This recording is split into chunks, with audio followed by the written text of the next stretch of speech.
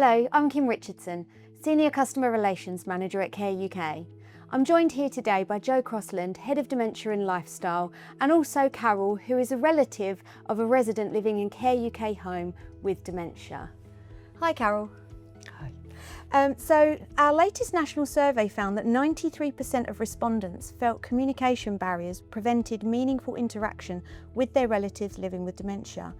How have you found this experience? I think we've been quite fortunate really with my mum in that I think she's 98, but she's actually in the moment. I can have a conversation with her. So communication on the sort of on the one-to-one is okay, and then she pulls back very quickly if there's anyone else sort of around. But one-to-one, as long as I keep it to what she can see, then I can have an okay conversation with her. Mm-hmm. So very much living in the moment. Absolutely living in the moment. Yeah. And do you feel that that has changed since her diagnosis and you've had to adapt the way you connect or communicate with your mum? Oh, hugely. I think initially it was sort of, the ordinary little things that you just notice. And then it was very much, I don't know where I am. She still said this, I don't know where I am. I don't know who I am. I'm upside down. So she's sort of that sort of feeling of being muddled. That she still stays now, but I think that sort of just progressed slowly at the beginning and then speeded up. So she was off and sort of didn't know anything. And I think one of the difficulties was that although we were having carers going in before she moved into a care home 3 times a day, and I was going in every day, the minute anyone left, she didn't have any memory of them being there, so she was lonely. So when she was talking to the social worker, she was saying, I'm very lonely. But then she's very lonely because the minute you've gone, she doesn't remember you've been here. So that's quite sad, really. Yeah. I'll bring Jo in at this point. I'm just wondering, you must have found that very frustrating, perhaps in the earlier days when was she asking you where she was and who she was a lot? Yeah, what she was doing, it was sort of saying, not so much who she was or even who I was. It was more that she didn't know where she was. So it was like, where am I? What am I doing? So it was more sort of confusion around that. And when we sort of she go to a daycare. When we're driving there, she sort of said, I don't know where I am. I don't know what I'm doing. So it was that it's sort of sense of anxiety with my mum, really, that she didn't know what she was doing. That was more distressing than frustrating, if I'm honest. Right, okay. Sort of the fact that she didn't know what she was doing. Was it perhaps not knowing what to say sometimes? I didn't even feel that. I just felt it was quite sad, really. Right, okay. And I think what was upsetting more than anything else was that she was just quite distressed by that. Yeah. And so that was quite difficult, that she was so distressed with it. Did anybody ever prepare you that your mum might experience that level of anxiety? No. Apart from the diagnosis, I don't think I was aware of anything really. Yeah, and it was sort of, I mean, I have a rough idea, but I don't think that you have any idea what it's like, sort of living with it. I think it's really difficult. And I wasn't living with her, No. and I was living just around the corner from her. But I don't think I had any idea of how. It's the little things, really, isn't it? The tiny things that she sort of couldn't remember. It started off by noticing it once she'd had the diagnosis, but things like I'd come home from work and she'd usually make me a tea once a week when I was coming back, and then I got back in and I'd ring her and I said, I'm picking fish and chips up on my way home, and she said, good, lovely. And when I get there, and so by then she'd all set the table, and when I get there, and she had no memory that I'd phoned her. And you're just thinking, you get in, you're thinking, oh gosh, she got, and that was only 2 minutes, ago that I was ringing her up. So there's those little things, and you get, and you're thinking, oh gosh, she hasn't laid the table. It's not laying the table. It's actually that she'd forgotten with eating. No recollection. No recollection of that within that very short period of time. And I think it gradually dawned on you that actually she wasn't holding on to things. Right. Yeah. And that's something that you weren't necessarily prepared for. I don't know whether I wasn't. I don't think I'd given it much thought, if I'm honest. I just sort of. She had a diagnosis of dementia quite late on in life. Yeah. And part of you thinks, well, we all start forgetting things. Afraid. And I've got to be honest, when she went for a dementia test at the hospital, I was thinking, thank goodness it's not me. I'm not quite sure how well I would have done with it all. But you know, it was gradual. It Yeah. was gradual, and then became more and more evident as time went As on. time went Mm. on. Okay. And you said that she moved into a care home relatively late. 3 years ago. Yeah. So So what happened was she kept falling. Right. So we were coming on first name names almost with the paramedics. So it got to the stage that she was, you know, sometimes it'd come out and then they would see she was all right and then off to go. But a couple of times that she was on the floor for a couple of hours because she couldn't get to call anybody. And eventually, when she was kept in, there was a decision made with the, you know, the staff and that actually this wasn't going to be viable. That she needed somebody there 24/7. But strangely, I think since she's come in here, I don't think she's fallen, which is, you know, That's but then she's not doing things on her own, you know, It is, you know. absolutely. So like going to the toilet, no matter how she had a walker and things, but then she'd forget her walker. So it's all the things in the age that you think are going to help her do it. If you can't remember, If you can't recall that you need to take them with to you, take them that's with the problem, you. isn't it? So she had a walking stick, then had a frame. But if you don't remember that you need it, Yeah. then you're going to fall, aren't you? And even though they're in front of her, it wouldn't have crossed her mind that actually she needed to. And I'd say to her, don't forget to take your stick. But she would forget, obviously, wouldn't she? Because she's no She ability to keep she hold of couldn't. that information, has she? No. So it's strange. Have you found that the way that you connect, I think you alluded to this earlier, that in the moment, very much in the moment with mum, is that the best way that you've found to remain connected when you visit? I think it's the only way, really, because, for example, if we go out for a ride, which she does love to do, but that's becoming more difficult getting her in and out the car. Right. We're driving along, and you kind of have this conversation about the trees and this and that, and you kind of think that she's with you, and then I'll start talking about something that's not in, and she'll just say, "I don't know what you're on about." So you realise that actually she can only, you know, talk about what she can actually see. And Because there is because of the way that the brain changes when somebody has dementia, that ability to hold on to any new information is lost. yes, yeah, And the ability to then find the answer or find the whatever words that you need, it becomes so much more difficult. yeah. So she's baffled. She's absolutely baffled, and so it's like, come back to talking about dry stone walls, which she likes talking about for some reason, and trees, and then she's quite happy again. But she does, what's nice is she does see the pleasure in, you know, seeing the sun or seeing the sunset. She does get real pleasure out of that Oh, lovely. in the moment, which is lovely. It is. Yeah.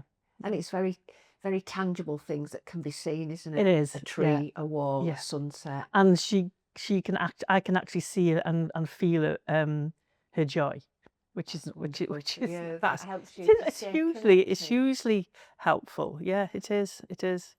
Yeah. That's lovely. What about music? Has your mum ever enjoyed music? She does, and she loves the music things that they have here, the piano. Yeah. Oddly enough, the times that I've spent with the piano, which she loves and does get a lot of pleasure out of it, it also makes her very emotional. So she cries. She cries when she hears the music, and then I end up crying because I think she's upset, but I don't think she is upset. I think she's just. I think it's pure. That memory. It's pure emotion. I think. I don't even know if it's a memory. I think it's pure. The music connects with her at an emotional level. Yeah.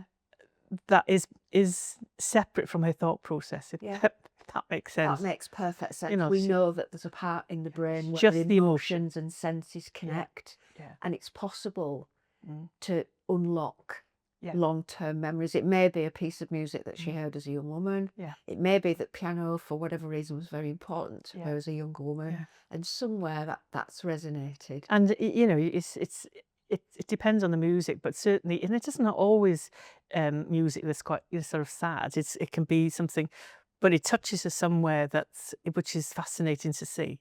It's interesting. And it's quite a growing body of research looking at music and supporting people with dementia. Because we all have music that means something to us, and depending on how we feel, depends on how we might react when we hear that. And that's exactly the same Yeah. for people with dementia. So that's lovely. So What about music when you were growing up? Were there other sorts of music she enjoyed? we didn't have a lot of we had the radio on. Yeah. We weren't a big musical family. We weren't. It was she had she was very poorly when we were growing up, so she's had a lifetime. So Of difficult. of difficulties. Who would have thought? She was here at She's 98. 98. So there was a lot of sort of anxiety for us as kids, I think, as well, as my mum not being well. So I think she had a tough time. But I don't think we were particularly a musical family or anything. But other than the radio, I don't think we never sort of had a piano. We didn't have sort of a record player, things like that when we were little. We just had the radio. Yeah. Okay. Yeah. Yeah. You mentioned earlier that your mum felt that she was very lonely. Yeah. She phoned you up and said that she said to when she was Social worker, recommend yeah. social worker, Yeah. she was feeling very lonely. And actually, there's an interesting statistic here that 45% of people surveyed were worried about their loved one feeling lonely. How did that resonate with you and your concern for mum? That was a huge concern, really. I think, because I think I can remember thinking, you go to bed thinking, is she all right? And you wake up, the first thing you think about in the morning is she all right? And it isn't nice leaving somebody, even though she lets you go and not distressed.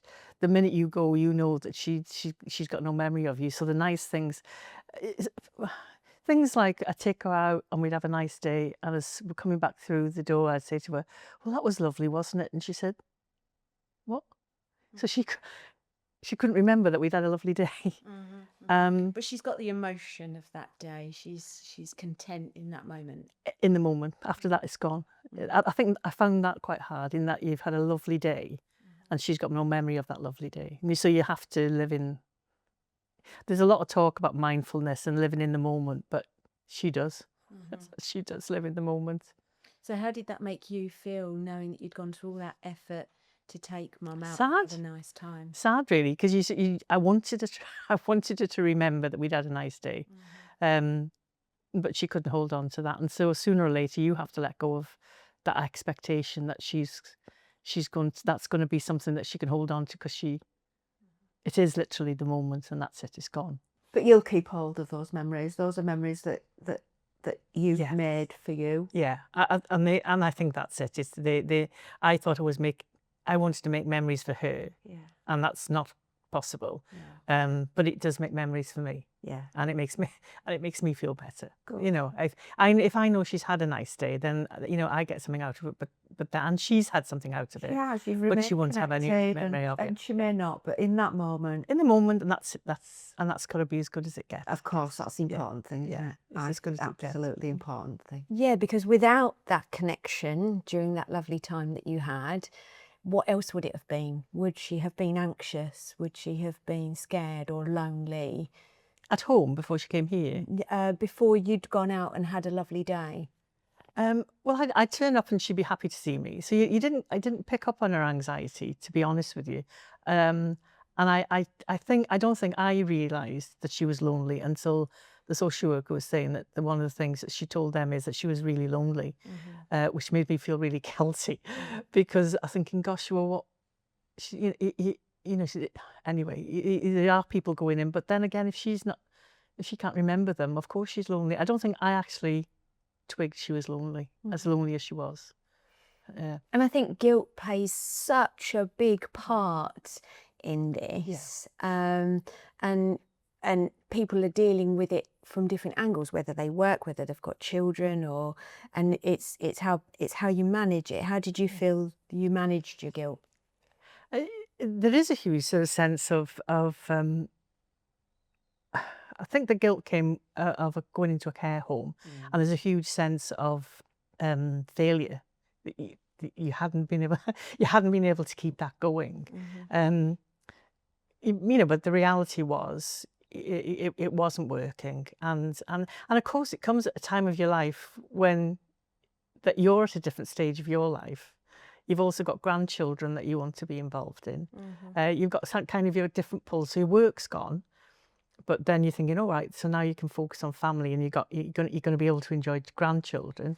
So there's so many sort of different facets to your life that you want to hold on to, that it becomes almost feels like a bit of a juggling act to make sure that that you want to be with them, but you don't want to neglect your mum. So it's this funny time of life, really, I think, for A constant shift. a huge shift, and one that you can't sort of, it's not in your control to manage. Had you ever had the conversation with your mum about perhaps a time when she wouldn't be able to remain at home? Yeah, she was. We came round here a few years before she. Really? We just went past, and a friend had come in here, but only a short time. So I said, "Should we go and have a look?" So anyway, we came in, and they showed us around, and she liked it. So that was That nice. must have been a bit of a comfort. And she's always said, if I can't manage, then I'm happy to go into a home. And that's positive, because that's a difficult conversation. It is a difficult. It is. Well, I don't know whether it was difficult with Mum. She's quite matter of fact. Is she? She's quite down to earth, really, and sort of this is the way it is. I mean, often when I come, she'll say, "Oh, get me out of here," and then within minutes we're downstairs. Oh, this place is beautiful. So it's. But the one thing I am grateful for, that when I leave her, she's not distressed. Yes. That I would find hard, Yeah. and she isn't. She isn't distressed when I And leave that's a her. huge comfort. For me, Yes. I mean, that's being selfish. It's huge. It's hugely. I think that's a natural reaction. I think if she was holding on to me and sort of distressed, well, she might be when I come in, sort of. But actually, I don't think I've ever left her when she's been. And that's a huge Oh, comfort. it's nice walking out knowing that she's all right. Peace of mind. Yeah, huge. And it must be reassuring to you as well, knowing that once you leave your mum is still engaged and connected with others, with the staff, the other residents here. I mean, how much she engages with staff very well, I think. And when she first came here, she was in a room a lot, because that was what she wanted to do, and that shifted. And I'm glad that shifted, because she would have been lonely in her own room. But they allowed her to have that space, which I was pleased about. They didn't make her come out, so they allowed. What I found really helpful, they allowed her to settle in a way that was work for her. So she wasn't made to come out of her room. She spent a lot of time in her room in the first few weeks, but gradually.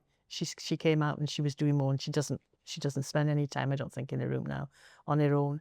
But they allowed her to do that, which I think was good. And during that settling in period, did you find that you were needed more than ever for Mum, or did you back away and let her find her feet here? She went into another care home first, and that she was so distressed, the stress there. I don't think she knew where she was or what was going on. I did feel that she settled in here pretty quickly, to be honest. I can't remember what was your question again. About how much you were needed, or were you very much part of the settling in process? Yeah, I think that was as much for me as my mum, though, to be honest with you. I think I needed to know that she was all right. And I think it took me a while. I found it very difficult, her coming into a care home. I found it incredibly difficult. Have you always been close when you were growing up? Yeah. Always been close. So, and I only moved here 10 years ago to be near grandchildren. So she was 88 then, and didn't hesitate when I said, "Well, what do you think?" Oh. So she's quite formidable. She says, "Yeah, I can move." So she just change doesn't worry my mum. She's very, very adaptable, much more than I am, I think. Which is probably why the transition into a care home was fairly easy for her. She's pragmatic. I mean, at her soul, she's pragmatic, I think. You know what I mean? So she's, and I don't think she overly worries about things. I think she's quite practical. Quite happy-go-lucky. Yeah, she's sort of, she's quite stoic in that respect, really. I don't think she gets overly upset about things. I think she might get upset and then thinking, right, let's move on. You know, she's quite good at doing that. So that must help when you visit her, that you're not going to see somebody who's begging you, as you said. Oh, yeah. I mean, yeah, it's much easier, I guess, than some people have with regard to that. Yeah, And for sure. do your grandchildren come and visit? Occasionally, Yeah. she does get upset when she sees them. That's which upsets them. She's got no. She does ask after. Oddly enough, she doesn't ask after my siblings. And in fact, when I mention them, she's got no memory of them. Right. I think when they come, they don't live around here, so they can't come often. I think she does recognise them, but when they're not there, and I sometimes wonder if I exist when I'm not here. I'm not sure that I do. I don't know. I think that's a really interesting point. But what the important thing is you exist when you're here. Well, yeah, and for sure, and she loves me coming. And that's the important thing, isn't it? But she certainly does no memory of my, of my dad or of my brother or my sister. At least when I ask her. Because she can't, because of the way that dementia affects her brain, she can't position them in this environment.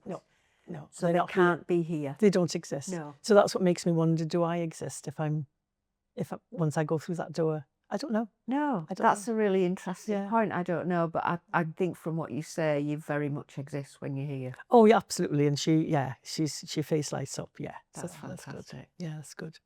So do you ever find it hard to start a conversation with mum, or is that quite easy for you two? Easy. Yeah, very easy. You always find something to talk about, connect with. Yeah, I can. As long she'll connect with anything, as long as it's as long as she can see it. So we play dominoes and things. She still likes to win, and she does win. But she's still got that, and she's got quite a twinkle in her eye, in as much as that sort of, it's almost like she's still got a sense of humour, which is nice. And there's almost an element of being like a childlike, like when a toddler sort of thinks they told you a joke or something. Do you know what I mean? So she's, but yeah, so she's still got a sense of humour and can see a sense of fun with it, all that. Yeah. And she always had that sense of humour. Yeah, I think it's more evident to me now. I don't know whether you don't notice what your parents have. No, and I think sometimes when all of the other things that as adults go on, when that's lost, her natural humour's come back through. I think I've learnt more about my mum, right, as an individual, not as a parent, not as your mum, since she's had over the time she's had dementia. So I think because she's let go of she's let go of being perhaps a mum or anything else. So I think I see her for what she is as an individual, which is and quite. Have you found that quite positive? Yeah, she's got more of a sense of humour than I thought she had. Yeah, it's been quite nice to see her as an individual in her own right. Yeah, it has been. So that's quite interesting then, whereas quite often people do have a negative experience with dementia, and I'm not saying any of this is pleasant, but actually you've taken a positive from it. You've taken this as an opportunity to learn something different about your mum. Well, it's certainly been sort of pleasurable seeing her enjoy life, and she is capable of enjoying life, which is nice, and the fact that she can still laugh at the silly things that happen, or something downstairs that will tickle her. Somebody will go for coffee. She says they're helping themselves, and she sort of thinks that's quite funny. Or she'll say, there's this fruit, so she keeps telling me it's all free. You can take it all home with you. So I think I've got enough at home, Mum. I'm all right. So she can see the funny side of it, and she sort of said, look, or somebody will do something, and she just look at that. So she's got that sense of naughtiness, if you want, for a better word. But I've enjoyed getting to know her at a different level, which is quite nice. That's really lovely. Yeah. And spend that quality time together as well, where you're not necessarily delivering a caring role for mum now, but actually having that mother and daughter relationship. That's been one of the best benefits of her being in a care home, is that I can actually, I'm not a carer, and I can actually just be a daughter or a friend. Yeah, I was going to say reconnect in a different way. Absolutely different way, and that's quite freeing. How lovely. Because you haven't got that responsibility. I haven't got that level of anxiety that I had before, so I'm freer. I'm more relaxed around her. She's more relaxed, and you just get the sense that you can just be. You can, so I can enjoy the moments as well as my mum. So that's a positive, Which isn't it? absolutely, yeah. Because you want those memories of your mum to be lasting memories. Well, yeah, we've made some nice memories here. Whether it's playing dominoes or going out for a ride in the car or whatever. Yeah, they've all been pretty positive memories, to be honest with you. So that's nice, because I think I was getting to the point before she moved in that we weren't making those memories because it was quite fraught with anxiety. Yeah. For both of you. For both of us. Yeah. So the anxiety's gone from my mum, but it's also gone from me. So that you've found that way of remaining connected in a different way. In a different way, in a much more freeing way, in a much more enjoyable way. So that's a bonus, really, to have the latter years of her life where she's free and I'm free to enjoy it. She's nice. Yeah, she's nice. You mentioned earlier that you'd come by Cranford Grange before to just have a look around. Do you feel that having that conversation at that point in time made it a lot easier for mum to transition into the care home? I don't think it made any difference to my mum because she didn't remember. It was easier for me because when we first realised she had to come in, there was no places here, so she didn't come in here. And then within weeks they rang me up and said there is a place. So she moved, but I think it was just I don't think anything would have made it easy. I think because she was in hospital, anywhere was going to be better because she was very tired. She was constantly disturbed, as you are in hospital. So I think the whole and the busyness of it all was mithering her terribly. So she wasn't in a good place in hospital. So it was really important she got out of there. But she certainly calmed down very quickly here, and I think it wasn't a hospital. I think it shows the importance of a supportive environment, doesn't it? Where people are trying to make sense of that. And she had her own bed, and not a hospital bed. That was little things like that you could bring your own bed, and bring your own furniture. And she wasn't in a hospital bed, so she wasn't seen as a patient. No, she was seen as my mum, which was lovely. Yeah, of course. Yeah. Yeah. Well, it's lovely that you've been able to have those connections with mum still, when so many people find it so difficult to connect with their loved one with a diagnosis of dementia. But actually you've managed to find the little pockets of places that you're able to connect on. So the dominoes and a bit of music. I think we've been fortunate. I think somebody mentioned here very early on that my mum's got the kindest form of dementia. And I think that's probably right, in that she lives in the moment. She can enjoy the moment. She doesn't seem overly, I'm sure she gets in moments as anybody does, but I don't think she's overly anxious. At least, not over any stretch of time. She's not aggressive. So there's lots of positives to my mum's dementia that I think that other people haven't got. So I think it must be a different, that's why I suppose a different experience for everybody, isn't it? It is, and I think the fact that you said your mum's always been quite stoical and accepted things, and now that the anxiety has reduced, it's as good as it can be. I think so. And she can appreciate the nice things that are here. We grew up in we were all very much loved, but we weren't in any sort of place of. She struggled, with financial and things, as many others did. So I think she appreciates being here, and also can see the funny side of it, because she thinks the chandeliers are quite funny and thinks she's in somewhere quite posh. But actually, the last couple of years in particular, I think it's actually been quite nice to see her, that she's all right. And that's absolutely lovely. And she's going to, and she'll end her years feeling that she is being cared for, And I do appreciate the staff, because I think they've got a number of them. Well, all of them are all of them are good, but she does enjoy somebody who'll have will tease a bit. She quite enjoys that bit of interaction. banter. She likes that, yeah. And there's some good people here who engage with her on That's that level, fantastic.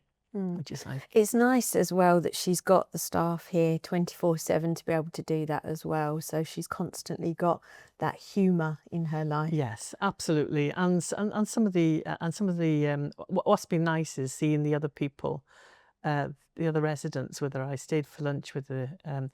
I usually go downstairs with her for lunch because we're better one-to-one, because she'll talk with me. Where if we're on a table of 4, she lets everybody else talk. She opts out. Absolutely. But I did sit with them with 2 other ladies, and you found myself in this conversation where my mum wasn't that involved, but one lady was telling about my mum, and how lovely my mum was, and how she'd grown up with her. And of course that was. No, that's right. So you found yourself engaged in this conversation that was absolutely lovely, but absolutely way off the mark. Yeah. And you just So it suddenly was thought, very real to that lady. it was very real to that to that woman, and she enjoyed it. And actually, it was quite a joy to sort of be part of that conversation. And you just thought, gosh, this is quite nice. And she touched my mum's hand and sort of said, we've been friends forever. And my mum said, oh, we have been friends forever. And I'm thinking, that's okay then. They've been friends. They've been friends forever. And, why not? Yeah. So how did you feel that you needed to manage that conversation then with this other lady? Did you feel like you needed to tell her they haven't been friends? No. Or go along with the conversation? I just enjoyed the conversation, if I'm honest. It was just why would you not? I think that's really important, because the important thing was it was really lovely. It was lovely, and it was doesn't make any factually difference. Inaccurate. It didn't make any difference, and I enjoyed it. My mum enjoyed it. The lady enjoyed it, and the other lady was on the table, seemed to be sort of watching one to the other. But actually, I went home and thought that was lovely. That was lovely. Good. Nice moment. Yeah. Yeah. Okay. Well, Carol, thank you so much today for joining us and having a conversation with Jo and sharing your story with us.